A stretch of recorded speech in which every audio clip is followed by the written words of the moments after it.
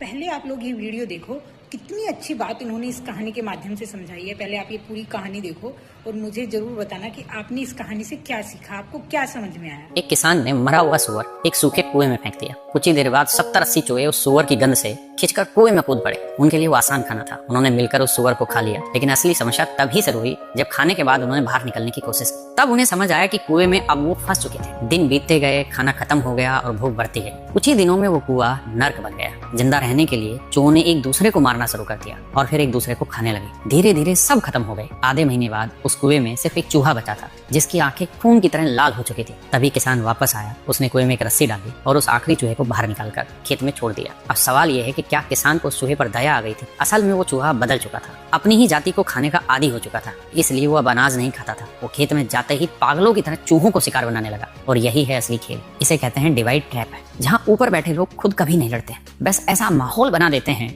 जहाँ नीचे वाले लोग आपस में लड़कर एक दूसरे को खत्म कर देते हैं। और सच ये है, बहुत से लोग पूरी जिंदगी दूसरों को हराने में लगा देते हैं, लेकिन उन्हें कभी समझ नहीं आता कि वो खुद किसी और के खेल का हिस्सा बन चुके हैं। इसलिए किसी और के बनाए जाल में मत फंसो, और अगर कभी फंस भी जाओ तो लड़ो मत, बाहर निकलने का रास्ता ढूंढो। ये आप समझ सकते हैं मैंने किस कॉन्टेक्स्ट में बनाई। अगर आपको ये समझ आई तो आप बताइए मैं किस रेस्पेक्ट में बात कर रहा हूँ।